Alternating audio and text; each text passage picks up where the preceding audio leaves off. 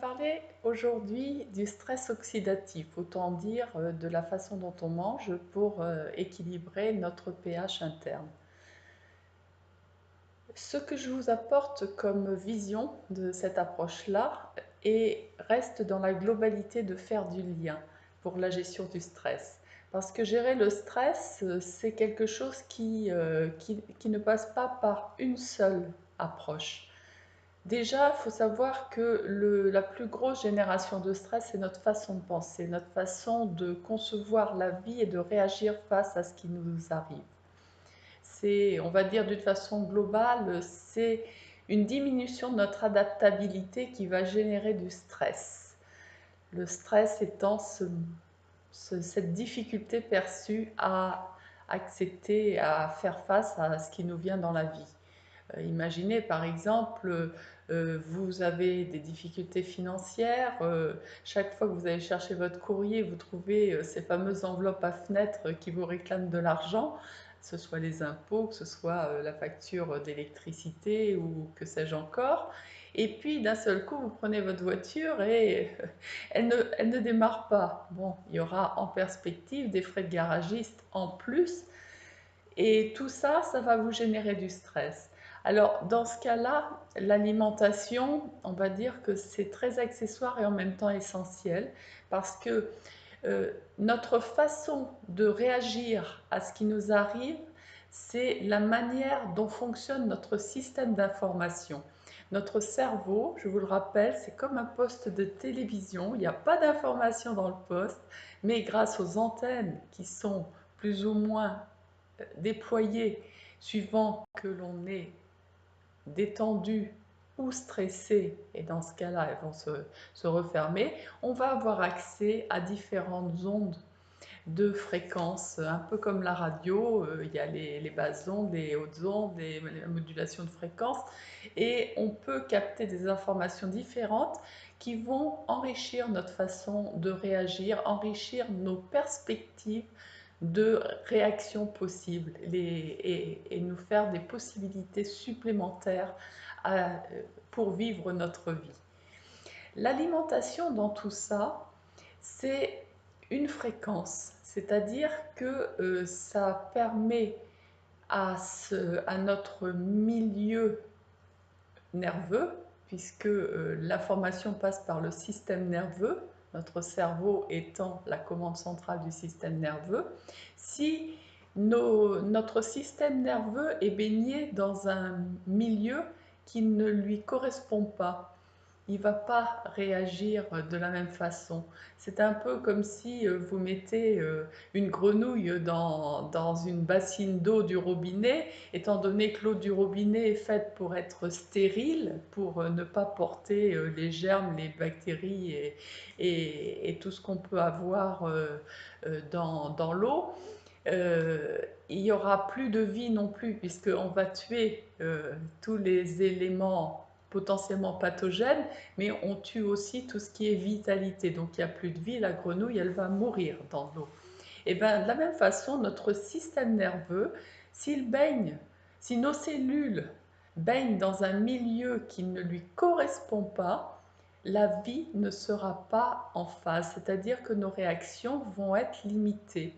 Et c'est pour ça que c'est important de faire attention à son alimentation. Mais encore une fois, même si pour les bonnes habitudes, je vous conseille vraiment, et pour travailler l'adaptabilité, pour revenir d'un épuisement, je vous conseille de regarder les vidéos de Thierry Casanova, hein, il en a beaucoup sur le thème, ça donne vraiment des perspectives assez larges.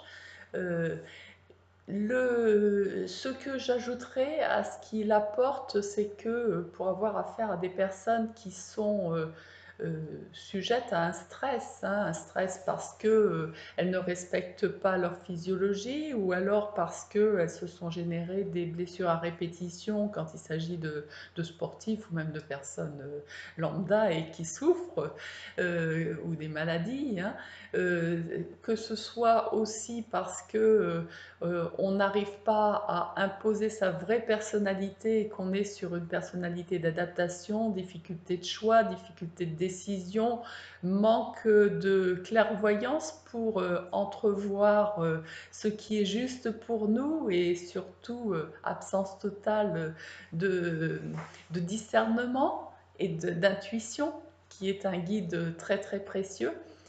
Dans ce cas-là, sous stress, premier indice, il faut faire en sorte de ne pas rajouter du stress dans les changements qu'on va apporter dans sa vie. Par exemple, quelqu'un d'épuisé, avant de lui demander de travailler son adaptabilité en s'exposant davantage au froid, en faisant plus d'efforts et tout, je dirais dans un premier temps qu'elle fasse la sieste aussi souvent qu'elle peut le faire si elle en a besoin. C'est important de se régénérer de façon agréable. En alimentation, même chose.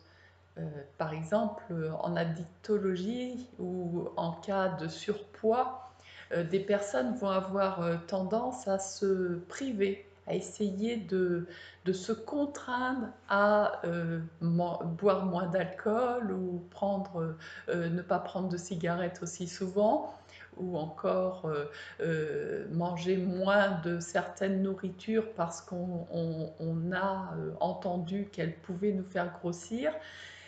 Et là, on va générer un stress. Et le corps immédiatement va réagir de la façon suivante, c'est qu'il va faire du stock. C'est pour ça que quand on fait un régime, on reprend du poids après parce que l'organisme en fait va stocker dès qu'il va pouvoir avoir de la matière, soit du gras, soit du sucre, pour pouvoir faire face aux éventuelles pénuries qui vont lui arriver suite à ce régime ou à l'instar de ce régime. Alors pour éviter cette réaction et de déclencher un facteur de stress supplémentaire à son organisme, en matière alimentaire, je vous conseille d'ajouter des choses qui vont vous vitaliser.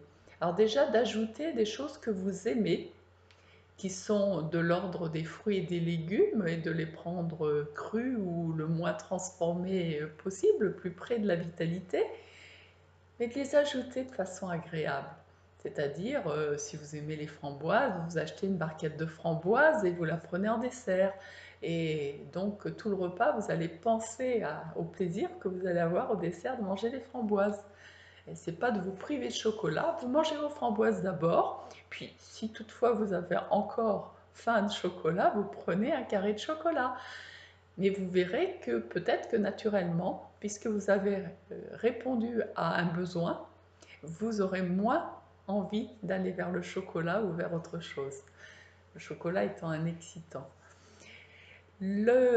Par rapport à l'alimentation aussi carnée, quand des personnes sont habituées à manger beaucoup de viande, donc du jour au lendemain, arrêter de manger de la viande, on peut avoir l'impression qu'on ne mange plus rien, qu'on va avoir faim.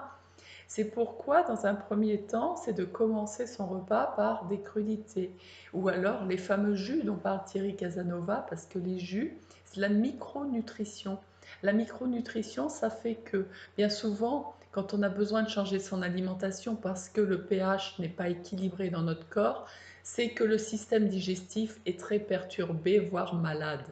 Alors, pour pouvoir bénéficier des apports nutritionnels de l'alimentation, bien évidemment, c'est de faire en sorte que cette alimentation-là, qui va nous nourrir, ne passe pas par ce tube digestif ou par ces organes qui sont malades ou perturbés. Et la micronutrition grâce au jus permet cela. Ça facilite le travail digestif et du coup, on a accès beaucoup plus facilement aux micronutriments des jus, enfin des légumes et des fruits à travers les jus.